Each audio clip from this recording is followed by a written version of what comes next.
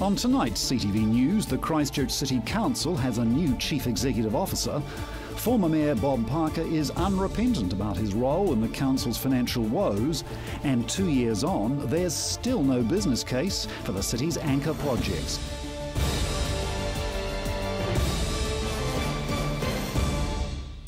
This is CTV News. I'm Grant Mangan. Christchurch-born Dr. Carleen Edwards is the City Council's new Chief Executive. It's taken 6 months for the Christchurch City Council to replace controversial Chief Executive Tony Marriott. He resigned during the fallout of last year's consenting crisis. After the long wait, a high-profile health executive has been announced as his replacement. Dr. Carleen Edwards starts at the council next month. Her annual salary sits at $395,000. It's $135,000 less than what Tony Marriott was paid. Milian Dalzell says the Christchurch-born doctor is a Cantabrian coming home. She says her arrival is a huge milestone for the council. For her, the opportunity to come back and be part of the rebuild of the city has been one of the strong drivers and a real passion for her application.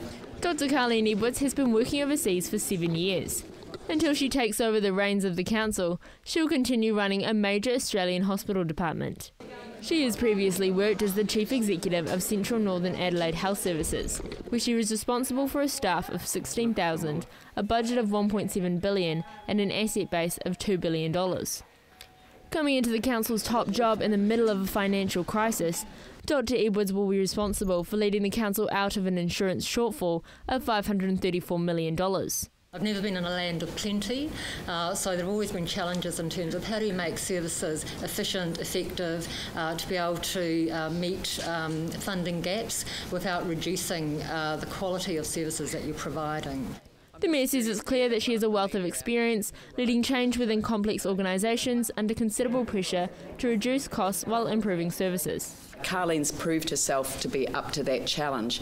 I'd say that she's on familiar territory when she comes back to Christchurch, because that is exactly the challenge that we need here, reducing costs while improving the service as we look out to our communities in a recovery environment. Dr. Edwards says as the new Chief Executive, she can promise the people of Christchurch there will be a relentless focus on delivery and service improvement, as well as prudent financial management.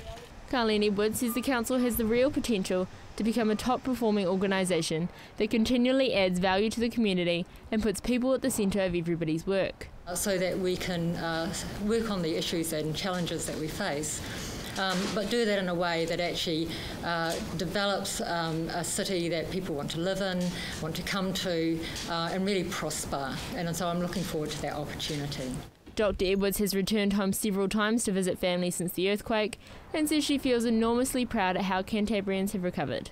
So it's quite confronting to see some of the challenges that the people of Christchurch face, but I have been really proud, and when I brought people back, just in terms of the courage and the commitment that people have in terms of dealing with the day-to-day issues as well as the longer-term issues. Carleen Edwards says although there is a great deal of work to be done, she sees enormous opportunities for Christchurch and feels privileged to be able to contribute to the rebuild of the city she loves. Joelle Batista, Metro News. Former Christchurch Mayor Sir Bob Parker is defending a decision contributing to the city's financial crisis. Former Mayor Bob Parker is defending the decision to switch the city's insurance policy from NZI to Civic Assurance before the earthquakes. According to a 2012 report for the New Zealand Controller and Auditor General, the decision to change the insurance cover in 2009 was made by council staff without the delegated authority. At the end of 2012, Civic Assurance had over $800 million in outstanding claims liability. Earthquake claims costs continued piling up last year. Reinsurers are bearing most of the costs, and Civic Assurance is now battling with them over paying out the council. A review of the city's finances by Corda Mentha says the city is at a very big financial risk and projected to be $500 million in the red. The council is reliant on insurance payouts from Civic Assurance for damaged community facilities.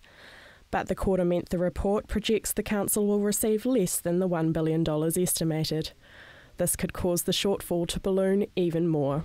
City Council Finance Committee Chairman Raf Manji says in today's The Star, it's clear the insurance process wasn't well managed.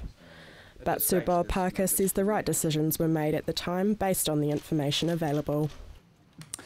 The government blueprint was launched in July 2012. Despite committing more than $140 million to the Metro Sports facility, the cash-strapped Christchurch City Council has yet to receive a business case for this anchor project. Marcus Gibbs reports. The Christchurch City Council's leading the design on the new Metro Sports facility. Last June, the former council signed the cost-sharing agreement with the government, committing $147 million of ratepayer funds to the project, due to be completed in 2016. However, Christchurch City Councillor Raf Manji has told CTV's Chris Lynch that a business case for the project has yet to be produced. Has anybody in this current council asked the government for a business case? Yes. For the economic data that suggests these projects are viable and cost effective for the ratepayers of the city? We have asked for that. We have yet to receive it, but it is coming shortly. Because ultimately we'll be carrying the operating cost, and that is not in the budget either. The previous council backed the government's blueprint. However, some of the new councillors are more scathing of the plan. I thought it was over-designed, over-planned, and I would have liked to have seen a little bit more of an organic response. Councillor Raf Manji would like to see a reshuffle of some projects.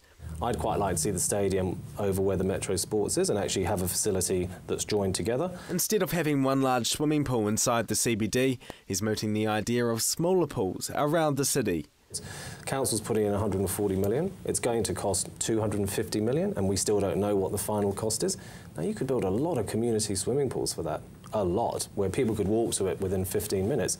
How many people are going to bus into the central city to use a massive swimming pool? He's ruling out cancelling any of the major projects. Although he's never been a huge fan of the blueprint, he can see why the government needed such a plan. It was designed to boost confidence. As we've seen, it was designed to boost land values, which has actually had a negative impact. Well, hasn't it? And I think this was this big CBD project, but it didn't actually deal with some of the big problems for Christchurch ratepayers and citizens, namely their insurance, their community facility and their roads. That's what most people are concerned about. Councillor Manji says the blueprint was designed to give confidence, but should have been revised a year after its launch. As the council's financial chairman, he's still waiting patiently for the government's business case for each of those anchor projects. Marcus Gibbs, CTV News. This July marks 2 years since the project was first announced. A Sarah spokesman says the timing for the business case isn't unreasonable due to the size of the project. He says from the beginning, council staff have been working with Sarah to develop the business case for the Metro Sports facility. The spokesman also says senior CCDU staff recently presented the current form of the business case to council staff.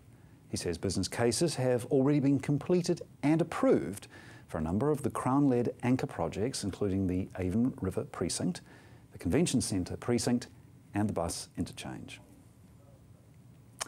The release of the Kora Mentha report has highlighted a huge problem. The next step is to try and figure out how to plug the hole in the council's budgets. Some councillors are proposing selling assets, others aren't so sure. Should assets be up for sale? That's one of the questions being asked, as Christchurch City councillors debate how to put off what Finance Chairman, Councillor Raf Manji, is calling a looming financial tsunami. Today, councillors started a 2-day workshop working on solutions to get the council out of a $534 million budget shortfall. Councillor Manji has already told CTV's Chris Lynch he thinks asset sales should be back on the table as a possible option. You can't say we're not selling any assets, because that doesn't make any sense. Well, not if we've got a financial tsunami coming. No. Pre-earthquake, fine, you could have that position because there wasn't a funding issue. But I think we just have to be open. And it doesn't mean that we have to sell assets or that we're going to, but we have to be open to all the options that are on the table. Last night, Councillor Jamie Goff suggested the asset Red Bus should be sold, along with the city's housing stock and city care. On his Facebook page, he outlines his plan.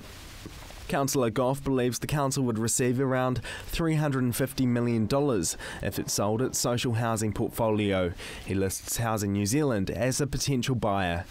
Goff's second suggestion is to only repair the Town Hall auditorium and write off the James Hay Theatre and Limes Room, as this work will cost too much. His third suggestion is to sell City Care. He's also suggesting the council sells Red Bus, another contracting company, with 1/3 of the market share. The company's unable to set their own routes, as ECAN is in charge of that. On Deputy Mayor Vicky Buck's Facebook page, she hopes the council's planned $50 million for affordable housing could instead be used for other things. She says it's likely the $253 million stadium will be delayed, echoing Councillor Raf Manji's views earlier this week. I wouldn't cancel anything, but I'd say that there are priorities, and some of the bigger ones are down the list of priorities at the moment. Like what? Or the stadium, for example, and the Metro Sports. I mean, they probably won't be delivered for 4 to 5 years. And I think they were planned, obviously, a lot earlier than that. It's up to Christchurch City councillors how the funds will be raised, but increasing rates in the process won't be a popular option. I've looked at the budgets in the 10-year forecast, and that shows pretty hefty rate rises already to get us to the current base case, which is a debt of around 2 to 2.2 billion.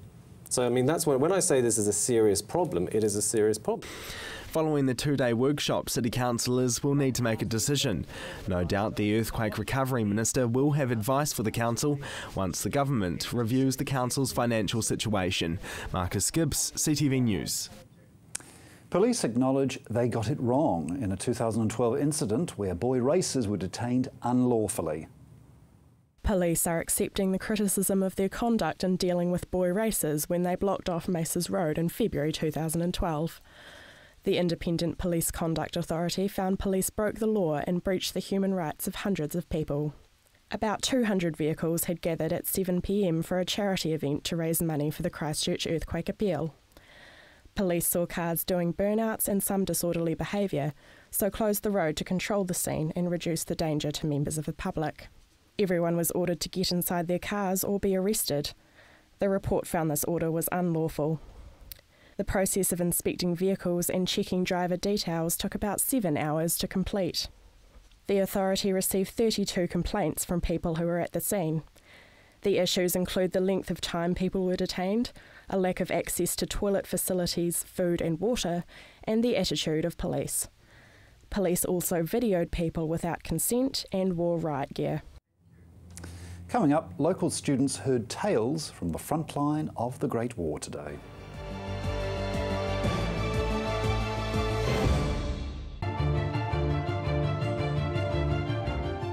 I'm Chris Lynch. Join me for CTV's new current affairs show Lynched every Monday at 8:30 right here on CTV, where I talk to the decision makers and those responsible for running our city. Hi, I'm Steve and welcome to Carpet Kingdom. At Carpet Kingdom we stock a massive range of carpets and we're also the largest vinyl stockist in the South Island.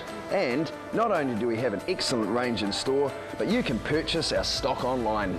We offer free measuring quotes, we have our own installation team, we ship nationwide, so come on down and see us at Carpet Kingdom. 312 Wilsons Road in Waltham, just off Brougham Street, or visit us online at carpetkingdom.co.nz. Hi, I'm Caitlin, the naturopath here at Staywell Pharmacy.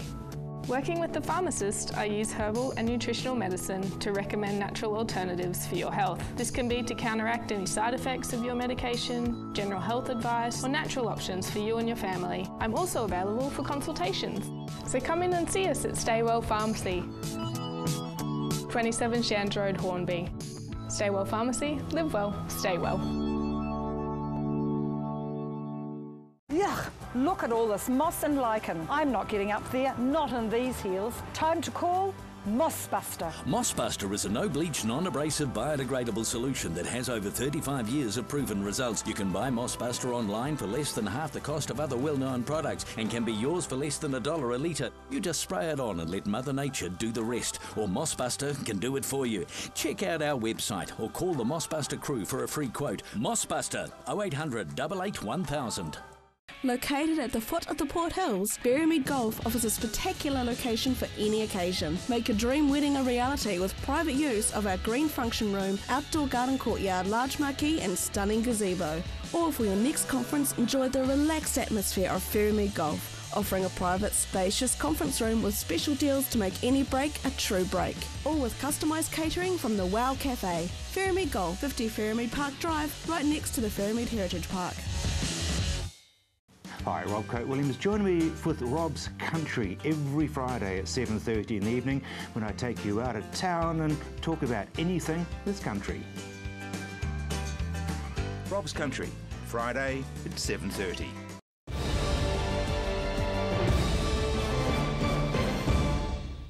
Local students heard tales from the First World War at Christ College today.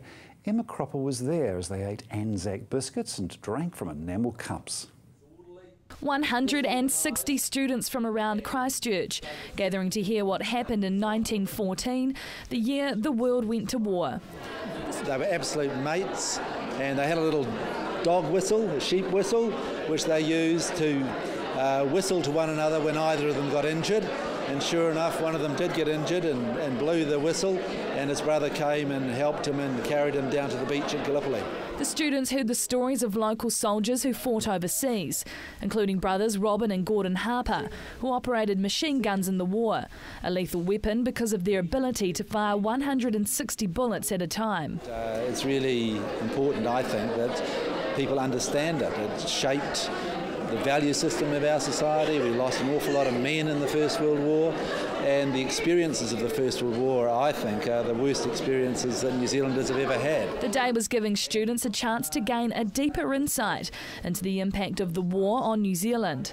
I think it's really cool that we're seeing the human side of history instead of just taking a look at a textbook and looking at words. We're seeing how people reacted, how they felt. I want to learn more about it because you just touch a little bit on the stories, and I just want to find out more.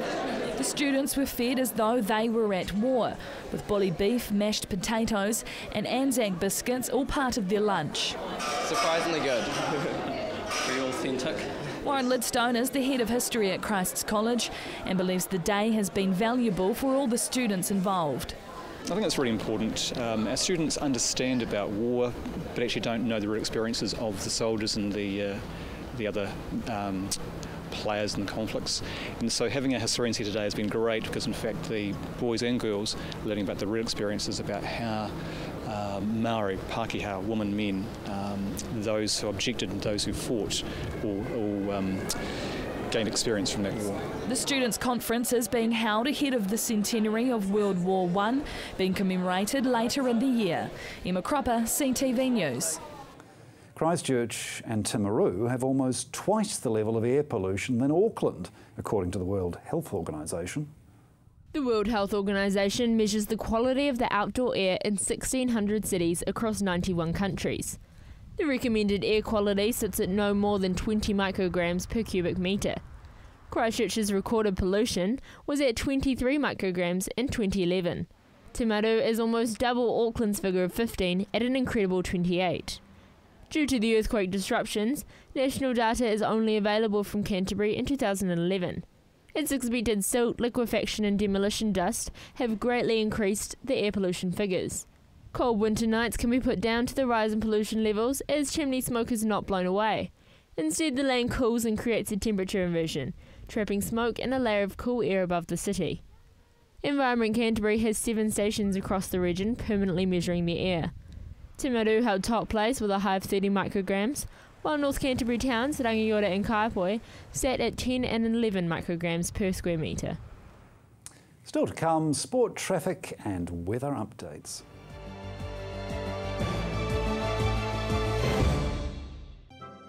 Meet the latest arrivals at Berlin's 2 animal parks and find out what it takes to be a zoo baby in a modern zoo. Zoo Juniors. Wednesday nights at 8 p.m, right here on CTV. Introducing My Freeview. This fella doesn't just preserve your right to watch free digital TV. It fits your viewing around your life. Too busy putting out fires? Record at the touch of a button. Want to watch one channel and record another? You can.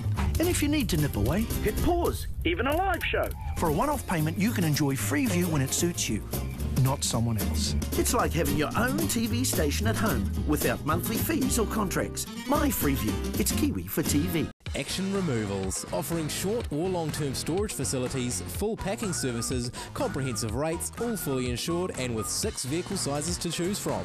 Earthquake repairs? Action Removals pack, move, store and return your valuable possessions stress-free. Action Removals, a family business that has been operating in Christchurch for over 10 years. Action Removals, your one-stop removal service on time, every time. 0800 222 526. Get rid of that damaging and unsightly moss, mould and lichen from your path, drive or roof with Mossbuster. Mossbuster is a no-bleach, non-abrasive, biodegradable solution that has over 35 years of proven results.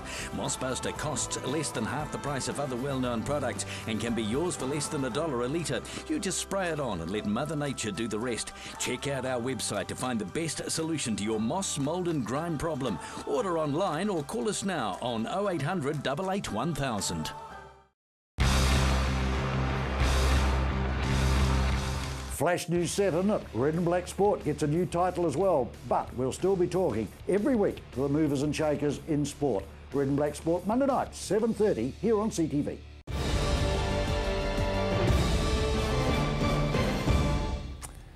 Well, it's a Friday, so that means it's time for Gordon with a preview of the weekend's sporting action.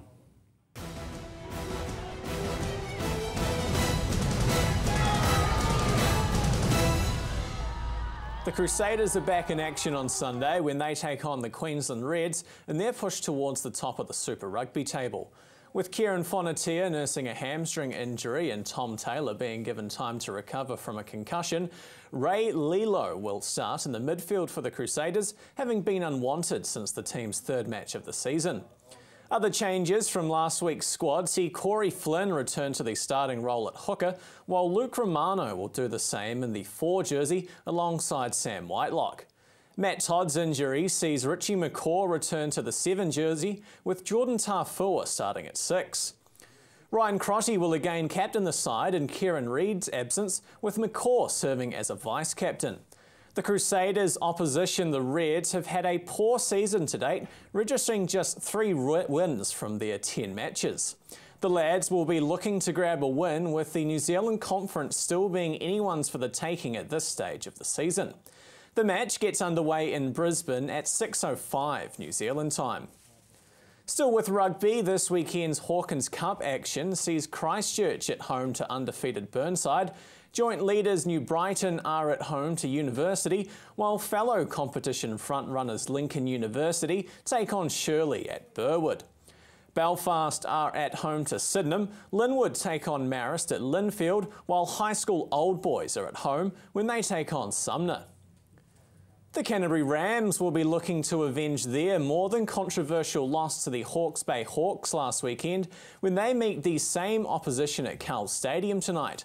Having started the season with a 1-6 record, the Rams will be hoping new acquisition Marcel Jones can help the team put together a strong run through to the end of the season. Last weekend, the Rams were robbed by an officiating decision after a free throw with just seconds remaining in the loss to the Hawks. The Rams' chance for revenge gets underway at 7 o'clock. The Mainland Tactics take on the Central Pulse on Sunday in Nelson. The Tactics netted their only win of the season to date against the Pulse and will be looking for a repeat if they are to win at least 3 of their last 4 games to avoid the looming wooden spoon. And finally tonight, keep watching CTV over the weekend with plenty of sporting action, including the Battle of the Rebuild that's showing Saturday night at 8 p.m. and Sunday at 9:30. While on Sunday, we will bring you coverage of the Press Cup with this weekend's feature match between St Bede's and Nelson College. You can see coverage of that at 12 and 5:30. You're up to date with the latest in local sport. I'm Gordon Finlater for CTV Sport.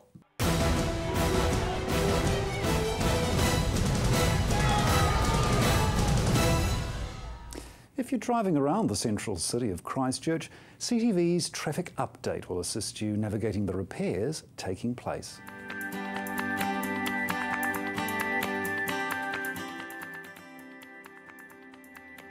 Hello travellers, to help you plan your journey around the central city, here's another update on what's happening with the roads next week. Work on Durham Street will continue. Expect a slow journey during the stretch between Kilmore and St Asaph Street. This is because the road is down to just 1 lane. Barbados Street work continues and further delays can be expected. Colombo Street in Manchester are good routes to access the CBD if you want to avoid those nasty jams. We recommend, if you don't have to come through the city, to use Fitzgerald Avenue, as southbound routes will be slow. To keep up to date on what's happening with the city's roads, make sure you keep watching CTV News first at 5 and stay up to date by checking out the Transport for Christchurch website. And don't forget that updates do screen here on CTV daily at 7, 8 and 9 a.m, and then again at 12 midday. Well, the fine weather arrived today. Will it stay for the weekend? Let's check out our regional weather. Kia ora everybody, let's take a look at today's temperatures. Down in South Canterbury, Timaru had 13 degrees today, Temuka and Geraldine on 13 degrees. Ashburton 13 degrees for your Friday, Methven had 13 degrees, Rakaia 13 degrees for you, Darthfield had 13 degrees today, Leeston and Rolleston on 13 degrees. Lincoln also had 13 degrees today and Christchurch, you guessed it, 13 degrees for your Friday.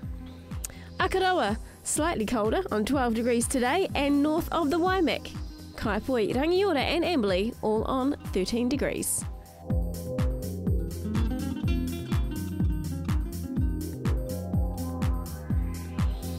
Looking inland, Colverdon and Hamner Springs both on 14 degrees and 14 for Cheviot as well.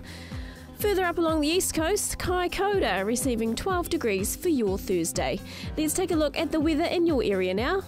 Timaru, early cloud clearing and sunny periods increasing during the day with cool southwesterlies dying out. Tonight you have an overnight low of 4, tomorrow's high 14 degrees.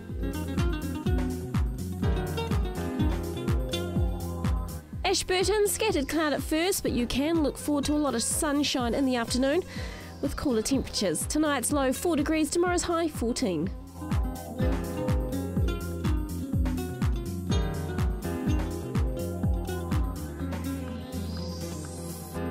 Christchurch, the Garden City, cloudy at first but becoming fine and sunny during the afternoon with southwesterly winds decreasing. Tonight's low 4 degrees, tomorrow's high 14.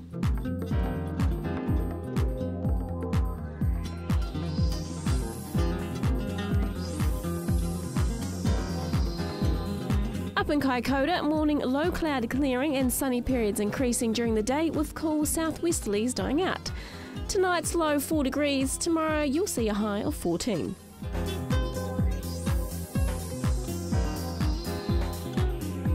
The weather is looking mostly fine in other areas. Let's take a look at the temperatures. Temuka and Geraldine, you can expect 14 degrees, Methven 14 and 14 in Rakaia.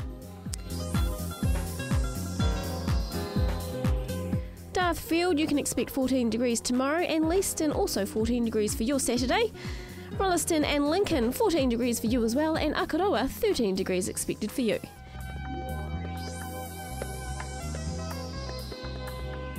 And out in North Canterbury, Kaipoi and Rangiora, the same for you with 14 degrees tomorrow. Amberley also have 14 expected there. Colverdon, Hamner Springs and Cheviot, cloudy day with 14 degrees expected.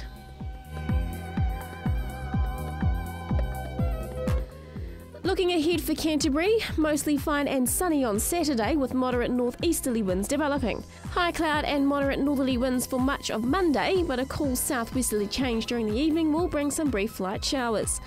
Fine and sunny on Tuesday and Wednesday with scattered high cloud and light to moderate northeasterly winds. High cloud increasing on Thursday with moderate northerlies. And that's your weather update for Friday. Have a pleasant evening and a great weekend. And it looks as though, thanks to the weather, we can have a great weekend. Well, that is CTV News for Friday and the week. I'm Grant Mangan. Good night.